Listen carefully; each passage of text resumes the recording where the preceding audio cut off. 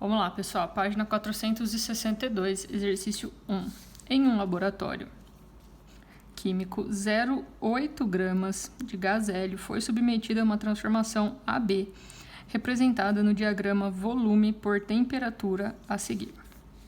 Tá, então eu tenho do gráfico que volume de A é 2 litros, temperatura de A 300 kelvins. O volume de B é 4 litros, temperatura de B 600 Kelvin. Considerando que R, que é a constante dos gases, vale 8, que a massa atômica do hélio seja de 4 unidades, o trabalho da força de pressão do gás. Tá, então vamos lá. Primeiro, PV igual a nRT, porque para eu fazer trabalho, eu preciso da pressão. A variação de volume eu já tenho, vai de 2 para 4. Mas sem a pressão eu não consigo resolver. Então, PV igual a nRT. Pressão é igual ao volume. Ah, Marília, mas por que você usou o 2 litros e não o 4 litros? Pessoal, só tem um P. Essa pressão tem que dar constante, senão eu não consigo fazer. Então, se vocês quiserem fazer com o 4, vai dar o mesmo valor de pressão.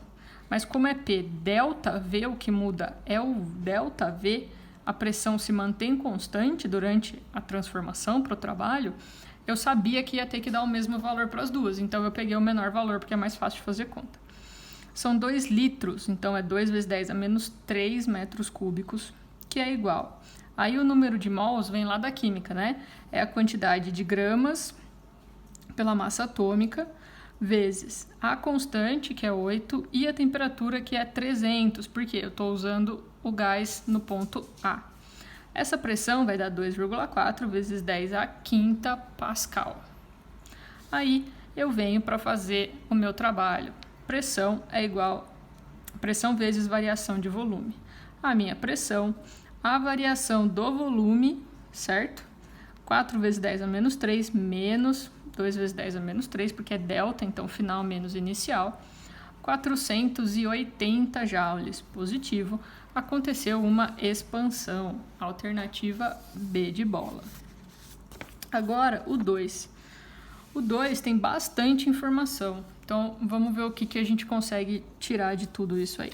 Então, em uma maquete simuladora de um elevador a gás, um cilindro contém 1,25, então vamos começar a anotar as coisas, 1,25 mol de nitrogênio, inicialmente a 27 graus Celsius, que eu sei que são 300 Kelvin, fechado em sua parte superior por um êmbolo de massa desprezível, cuja área vale 100 centímetros quadrados, que é 10 a menos 2 metros quadrados. Estou passando tudo para o sistema internacional.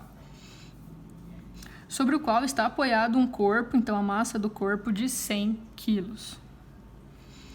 Nessa situação, o êmbolo permanece em equilíbrio, então a altura de equilíbrio 150 centímetros. Beleza. Por meio de um circuito elétrico capaz de transferir energia térmica ao sistema de forma controlada, o gás é então aquecido a 127 graus Celsius, que são 400 Kelvin, tá? De modo que o êmbolo seja submetido a um deslocamento vertical ΔH em movimento uniforme devido à expansão do gás. Nessas condições, no 1 ele pergunta a intensidade da força do gás. Então vamos, pessoal, tá aqui o meu êmbolo. Eu tenho o gás empurrando de dentro para fora, eu tenho a força do ar, porque eu tenho a atmosfera aqui em cima, então eu tenho a pressão atmosférica, então eu tenho uma força sendo feita, e eu tenho o peso do corpo, que também está aqui em cima do meu êmbolo. Vocês têm que lembrar a definição de pressão lá de mecânica. Pressão é força sobre área, tá? Então, no equilíbrio, força resultante igual a 0. Então, a força do gás é igual à força do ar mais o peso do corpo, ou seja, tudo que empurra para cima é igual a tudo que empurra para baixo, porque ele me disse que é equilíbrio. A força do gás, então, vamos lá.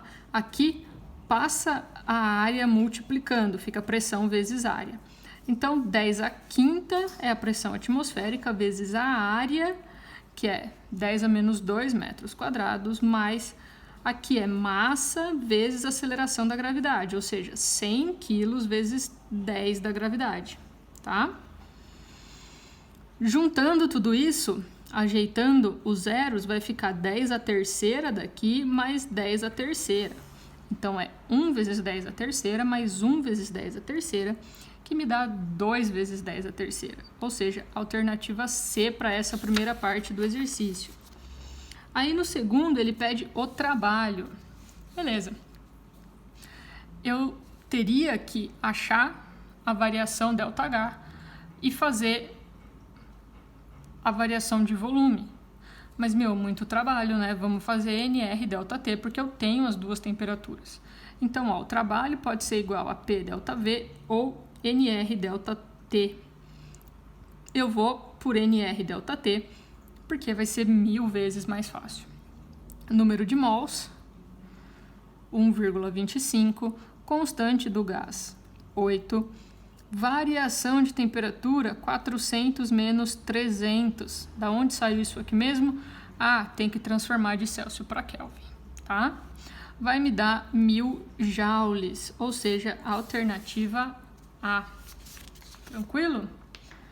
Agora, os da aula 10. Página 465.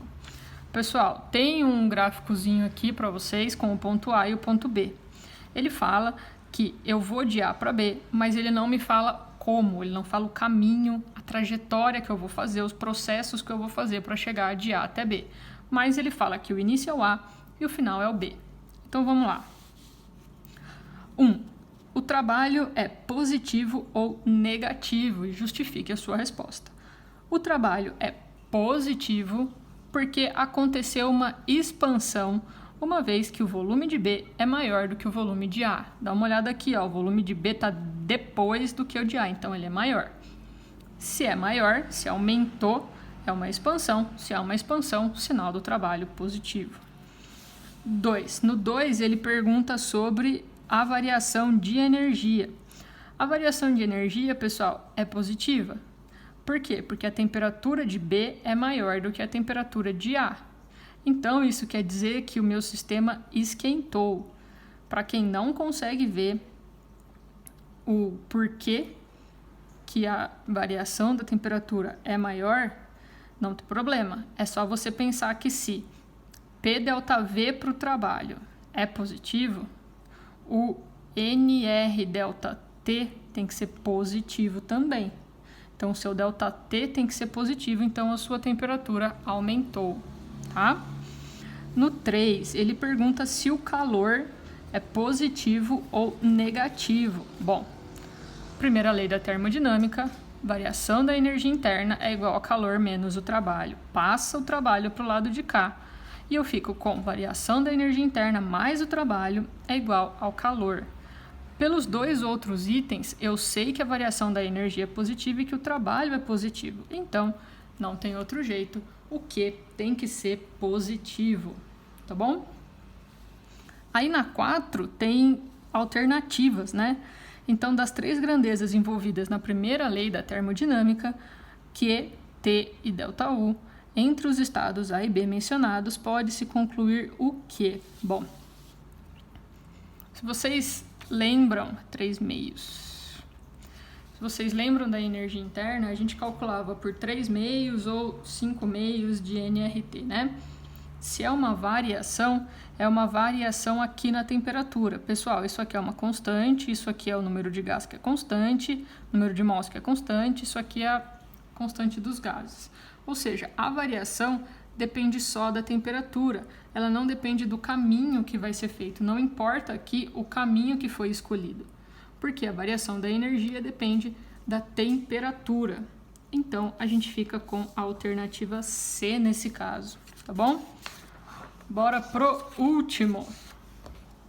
O último tem um gráfico muito horroroso, onde ele fala que eu tenho isotermas. Sempre que eu tenho essa barriga aqui, são isotermas, tá? Num diagrama PV.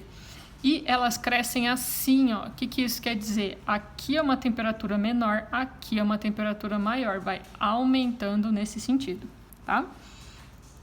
Então vamos lá. No diagrama abaixo são mostradas 10 isotermas, as quais variam de 100 em 100 kelvins, sendo que a mais fria representa 100 e a mais quente representa 1000. Um gás evolui segundo o ciclo que inicia no ponto A, em seguida até o ponto B, depois C, depois D e finalmente retornando para o ponto A. Sabe-se que ao evoluir de B para C, o gás realizou trabalho de 8.400 joules e que uma caloria, 4,2 joules. Então vamos lá. Qual a temperatura no ponto B? Pessoal, conta aqui, ó. Ele falou que a primeira vale 100 e que vai aumentando de 100 em 100. Então, 100, 200, 300, 400, 500, 600. Ah, beleza, temperatura então 600 Kelvin. Tranquilo, né? O trabalho realizado no trajeto AB. Bom, P, ΔV. A pressão é 2.500 e o volume, se vocês olharem, tá pontilhadinho aqui, é 10 menos 5. Só que, pessoal, tá em centímetros cúbicos. Então, vezes 10 a menos 6 para ajeitar para metros cúbicos aí, tá bom? Isso vai dar 1,25 vezes 10 a menos 2 joules. Aí no C, qual é o trabalho no trajeto CD? Pessoal, o volume não varia nesse trajeto. Ou seja, do C para o D, o volume segue sendo 14. Se não tem o ΔV para eu fazer a conta, o trabalho é zero, tá? Vai dar tudo zero aqui. D. Qual a variação da energia no trajeto DA? Bom, lembra que a gente acabou de ver que a variação da energia depende da temperatura? Essa curva aqui, onde está o ponto A e o ponto D, são isotermas, ou seja, a temperatura nelas é a mesma. Então, a temperatura do ponto A é igual à temperatura do ponto D. Então, se não tem variação de temperatura, já era, tá? E aí, no último, qual a troca de calor no trajeto BC? Bom, primeira lei da termodinâmica, ΔU é Q menos trabalho. Bom, eu sei que a variação da energia vai ser zero do B para o C, pelo mesmo motivo, né? Tá na mesma isoterma. E o enunciado me falou que o trabalho é de 8.400 joules, tá? Então, isso vai ser igual ao calor, né? É o que me sobrou de energia aí. Passa isso para caloria, ou seja, usa aqui o 4,2, né? Uma caloria 4,2 joules. A gente chega em 2.000 calorias. Beleza, galerinha? Um beijo.